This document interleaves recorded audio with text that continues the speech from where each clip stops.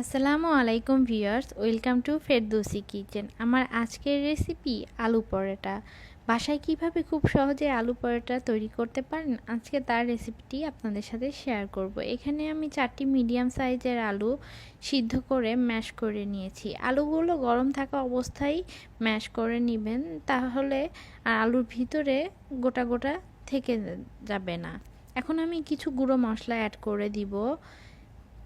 Chaat masala half টি spoon, গরম মশলার গুঁড়া হাফ টি স্পুন, ভাজা জিরার গুঁড়া হাফ টি স্পুন, মরিচের গুঁড়া 1 টি স্পুন, আর দিব লবণ পরিমাণ মতো। এখানে লবণটা একটু বেশি দিবেন, যাতে ময়দার মধ্যে আমাদের লবণটা না দিতে হয়। কাঁচামরিচ আমি এখানে 4টি কাঁচামরিচ কুচি করে নিয়েছি, ধনেপাতা হাফ কাপ, আর পেঁয়াজ বেরেস্তা দিব হাফ কাপ। পেঁয়াজ বেরেস্তা এটা এখানে ব্যবহার করব যাতে আলুর মধ্যেও পানি থাকে আর কাঁচা পেঁয়াজের মধ্যেও পানি থাকে। এর কারণে ময়দাটা বেশি নরম হয়ে যেতে পারে, এর কারণে আমরা এখানে পেঁয়াজ বেরেস্তাটা ব্যবহার করব। আর পেঁয়াজ বেরেস্তা থেকে অন্যরকম একটা স্মেলও আসে। এখন আমি এখানে নিয়েছি 2 কাপ ময়দা, এর মধ্যে আমি দিয়ে দিচ্ছি 2 টেবিল স্পুন তেল। তেলটা দিয়ে ময়দার সাথে ভালোভাবে মিশিয়ে নিব। আমার ময়দাটা মেশানো তেলের সাথে হয়ে গেছে। এখন আমি আলুর পুরটা ময়দার মধ্যে দিয়ে দিব। ময়দার মধ্যে আমি আরও কিছুটা লবণ ব্যবহার করেছি। আমার মনে হয়েছে যে আলুর যে ম্যাশ করে রেখেছি সব কিছু মিললে তার মধ্যে লবণটা একটু কম আছে, এর জন্য আমি ময়দাতে সামান্য কিছু পরিমাণ লবণ দিয়ে নিয়ে এসেছি। এখন আমি আলু আর ময়দাটা খুব ভালোভাবে মিশিয়ে নিব। এই মেশাতে গিয়ে আমার মনে হলো যে সামান্য পরিমাণ একটু পানি দিতে হবে। আপনারা এখানে বেশি পানি ব্যবহার করবেন না, কারণ এটা 15-20 মিনিটের জন্য আমাদের রেস্টে রেখে দিলে ময়দাটা এমনিতেই নরম হয়ে আসবে। দেখুন ময়দার মধ্যে এখনও কিন্তু একটা স্টিকি ভাব আছে। 15 মিনিটের জন্য রেস্টে রেখে দিব। এর আগে আমি ময়দার উপরে একটু তেল মেখে দিব যাতে উপরটা সফট থাকে। ঢাকনা দিয়ে ঢেকে রেখে দিলাম 15 মিনিটের জন্য। 15 মিনিট হয়ে গেছে। দেখুন ময়দাটা কিন্তু একদমই সফট হয়ে গেছে, হাত দিলেই বোঝা যাচ্ছে। এর মধ্যে স্টিকি ভাবটাও কিন্তু একদমই চলে গেছে। এবার ময়দাটা কিছুক্ষণের জন্য একটু মথে নিব ভালোভাবে। মথা হয়ে গেলে ময়দা থেকে লেচি কেটে নিব। আপনি যে কয়টা পরোটা বানাতে চান সেভাবে লেচিটা কেটে নেবেন। 2 কাপ ময়দা দিয়ে আমি এখানে 5টা আলু পরোটা বানিয়ে নিব। যেহেতু আলুর মিক্সটা আছে, এর কারণে আমি এই পরোটাগুলো একটু মোটা করে বানাবো, কারণ আলু পরোটাগুলো কিন্তু একটু মোটা খেতেই ভালো লাগে। এবার আমি বলগুলো হাতে নিয়ে একটু গোল করে চেপে চেপে একটু সমান করে নিব। এরপর আমি এগুলো হালকা একটু ময়দাতে গড়িয়ে নিব। গড়িয়ে নিয়ে এগুলো একটু বেলে নিব।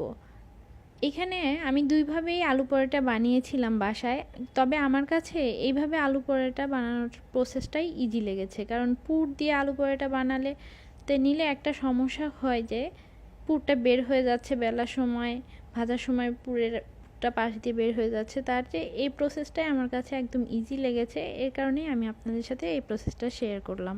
আমার একটা আলু পরোটা বেলা হয়ে গেছে। আমি আপনাদের সুবিধার জন্য একটু কাছ থেকে দেখিয়ে দিচ্ছি যে পরোটাটা একটু মোটা করে বেলতে হয়। আলু পরোটাটা আমি আর একটা পরোটা বেলে নিচ্ছি। ছুটির দিনে সকালে এই আলু পরোটা আমাদের নাস্তাটাকে কিন্তু আরও স্পেশাল করে তোলে। আর আপনাদের হাতের কাছে যদি চাট মশলা না থাকে তাহলে এটা না দিলেও চলবে। আমার চ্যানেলে চাট মশলার একটা রেসিপি দেওয়া আছে, আমি এর লিঙ্কটা ডেসক্রিপশন বক্সে দিয়ে দিব। এবার ভাজার পালা। তাওয়াটা আমি আগে থেকে চুলায় দিয়ে রেখেছিলাম, হালকা একটু হিট হয়েছে। এখন আমি একটা সাইডে 30 থেকে 40 সেকেন্ড একটু রেখে আলু পরোটাগুলো ভেজে নিব। আলুর পরোটাগুলো ভাজতে চুলার আঁচটা কিন্তু একদম মিডিয়ামে রাখবেন, লো হিটে রাখবেন না, হাই হিটেও রাখবেন না।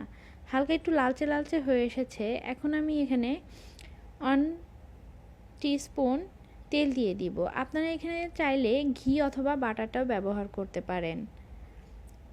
আমার আলু পরোটা ভাজতে তেলের পরিমাণ কম লাগবে, কারণ আমি বেশি পরিমাণ তেল আটা মাখার সময় দিয়ে দিয়েছিলাম। এর জন্য আলু পরোটা ভাজার সময় আমি আর বেশি তেল ব্যবহার করব না।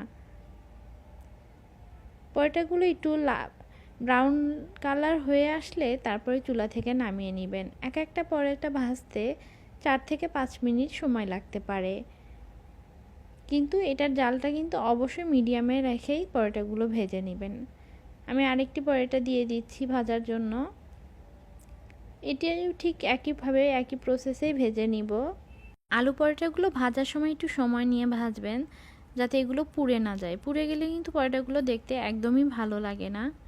পরোটা ভাজার পরে একটা টিপস আপনাদের সাথে এখানে শেয়ার করব, যে পরোটাটা ভেজে আপনারা কিন্তু সরাসরি কোনো প্লেটে রাখবেন না বা টিস্যুর উপরে রাখবেন না। রাখলে হয় কি, পরোটাগুলো একটু একটার পর একটার আমরা রাখি, এগুলো একটু নরম হয়ে যায়। এর কারণে আমার পরোটাগুলো ভাজা হয়ে গেছে সবগুলো। এখন আমি আপনাদের দেখাচ্ছি যে আমি একটা বাটির উপরে পরোটাগুলো রেখেছি, যাতে এটা প্লেটে রাখলে নরম হয়ে যায়, মুচমুচে ভাবটা থাকে না।